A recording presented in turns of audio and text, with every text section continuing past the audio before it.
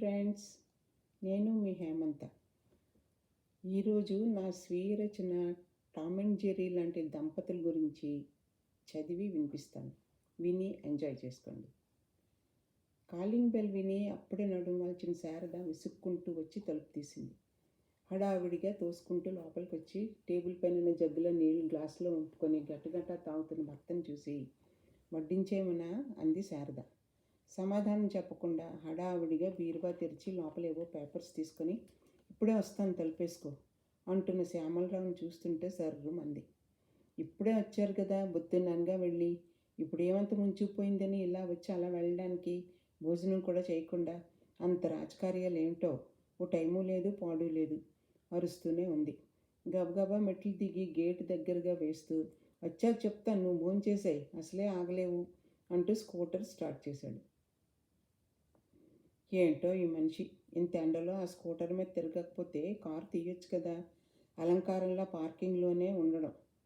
ఏమన్నా అంటే చిన్న పనికి పెద్ద పనికి ఎందుకు, ఒక్కడికి బండి చాలే అంటారు. ఉద్యోగం ఉన్న వాళ్ళు అలాగే కాల్చుకు తిన్నారు. రిటైర్ అయ్యాక ఏమైనా సుఖం ఉందా అంటే ఇది వరుస. పిల్లలేమో చెరొక దేశంలో ఉన్నారు. ఏమన్నా అంటే ఉన్నది ఇద్దరే కదా ఎందుకంత హడావిడి అంటారు. లేదంటే తమ దగ్గరికి వచ్చి ఉండమంటారు. ఈ రెండూ జరగవు ఈ మనిషితో. ఆ సెక్రటరీ పదవి వచ్చాక మరీ అన్ని పనులు నెత్తిన వేసుకుని ఏంటో ఈయన లేకపోతే తెల్లవారుదే అన్నట్టు నా దగ్గర ఆ ప్రతాపం అంతా చూపిస్తారు. ఓ పక్క ఆకలిగా ఉంది, కానీ ఆయన తినకుండా నేను తినలేదు కదా ఏనాడును.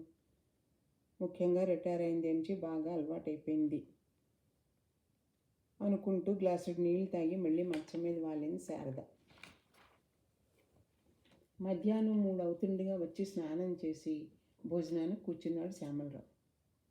చూస్తున్న టీవీ ఆపేసి మౌనంగా ఇద్దరికి వడ్డిస్తున్న భార్యను చూసి కోపం వచ్చిందని గ్రహించిన శ్యామలరావు, అది కాదోయ్, అదే మన శ్రీరామ్ లేడు అతనికి అంటుంటే, ఎందుకు లేడు, అందరూ ఉంటారు నేను తప్ప, మీరు తినకుండా నేను తిన్నని తెలిసి ఇలాగేనా, అయినా మిమ్మల్ని అని ఏం లాభం విసుగ్గా అంది.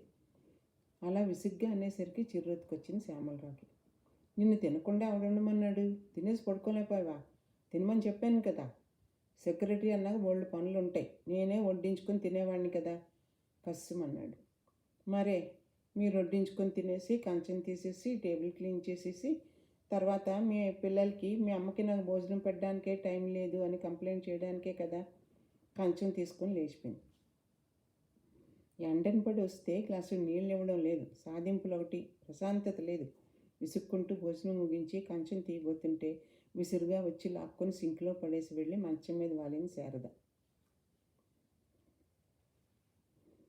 ట్యాబ్లెట్స్ బాక్స్ మంచినీళ్ళు పట్టుకొని మంచం దగ్గరగా వచ్చాడు శ్యామలరావు. శారదా ఇదిగో ట్యాబ్లెట్స్ వేసుకొని పడుకో, మళ్ళీ మర్చిపోతావు లాలనగా అందిస్తుంటే అక్కడ ఉంచండి వేసుకుంటాను అటు తిరుగుతూ అంది. అదే మరి మందులు భోజనం వెంటనే వేసుకోవాలి కదా, మళ్ళీ మర్చిపోతావు, నోరు తెరువు అంటూ ట్యాబ్లెట్స్ నీళ్లు అందించాడు. పూజలు పునస్కారాలు అంటూ తెల్లారి 4 గంటలకు లేచి కూర్చుంటావు, నెమ్మదిగా తీరిగ్గా లేచి చేసుకోవచ్చు కదా, చెప్తే వినువు, వయసు అవుతుంది కదా, ఇప్పుడు ఎవరైనా ఆఫీసులకి వెళ్ళాలా స్కూల్కి వెళ్ళాలా ఎందుకు చెప్పు అంటూ పక్కనే మేనువాల్చాడు. మీరు మాత్రం రాత్రి వేగం పడుకొని ఉదయం వేగం లేవచ్చు కదా, అర్ధరాత్రి వరకు ఆ టీవీ చూడకపోతే, అయినా ఏముంది ఆ టీవీలోని, ఎంతసేపు రాజకీయాలు అంటూ ఆ ఛానల్ ఈ ఛానల్ మార్చి చూస్తారు, అంతకన్నా ఏముంది అంటుండగానే గురకలోకి జారిపోయిన భర్తను చూసి ఇంకేమీ అనలేక తను కళ్ళు మూసుకుంది శారద. ఆయన గుర్తుంచుకొని టైంకి మందులు ఇస్తేనే ఆవిడ వేసుకుంటుంది.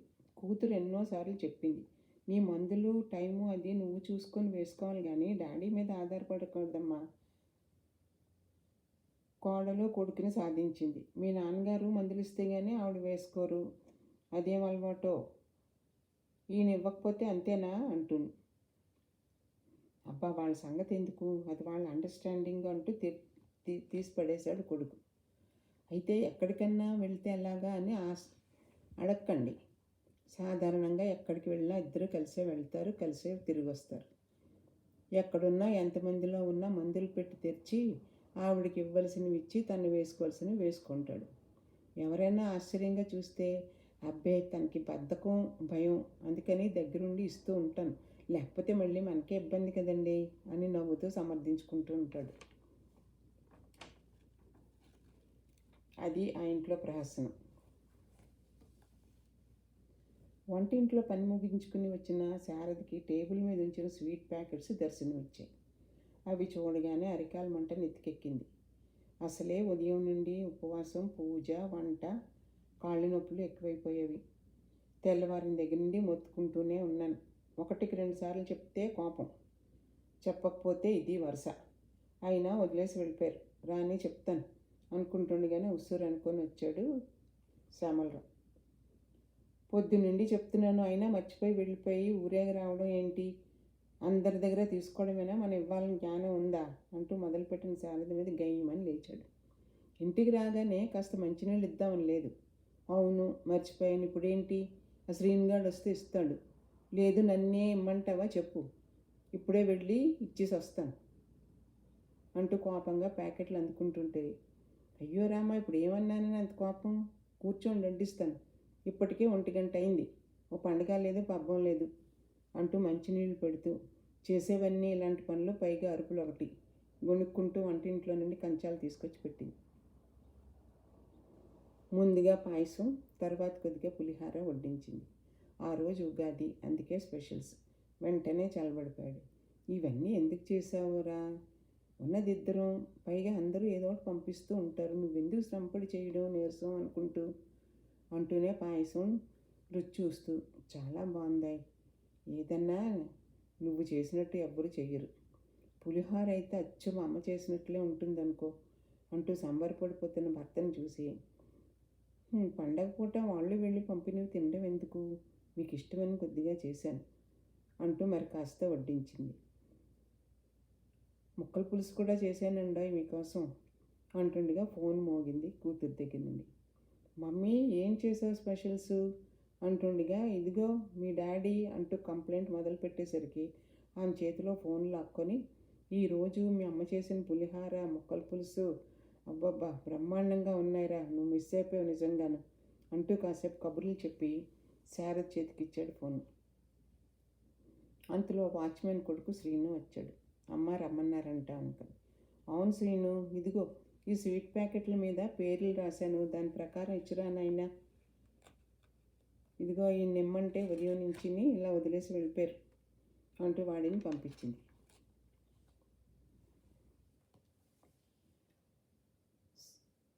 శారద, సాయంత్రం అలా బీచ్ వరకు వెళ్ళి తిరిగి వద్దాం, పడుకొని లేచాక తయారవంటూ విశ్రమించాడు. ఎందుకండి? నాకేం ఓపిక లేదు, కాళ్ళు ఒకటే నొప్పిగా ఉన్నాయి. సాయంత్రం తాంబూలానికి తప్పకుండా వెళ్ళాలి పద్మ ఇంటికి. అదిగో అదే వచ్చి నీతో అన్నింటికి ఓపుకుంటుంది, కానీ నేను ఎక్కడికైనా సరదాగా రమ్మంటే మాత్రం ఎక్కడ లేని సాకులు చెప్తావు. సరే నువ్వు పేరెంటానికి వెళ్ళు, నేను అక్కడికే వచ్చి పికప్ చేసుకుంటాను. ఎవరైనా తీసుకువెళ్ళమని కూడా చేస్తారు, నువ్వేంటో సరదాపాడు లేకుండాను. విసుక్కుంటున్న శ్యామలరావుని చూసి, నాకేం సరదా లేక కాదు, అయినా ఇంత వయసు వచ్చి షికారులు ఏమిటి, మరీ చిన్నపిల్లాళ్ళ అంటే ఈ వయసులో బీచ్కి వెళ్ళకూడదా, గుడికే వెళ్ళాలా? రాను రాను చేదస్తం పెరిగిపోతుంది. అదేం పనికిరాదు, సాయంత్రం వెళ్తున్నా అంతే, తయారవు. అటు తిరిగి పడుకుని పోయాడు.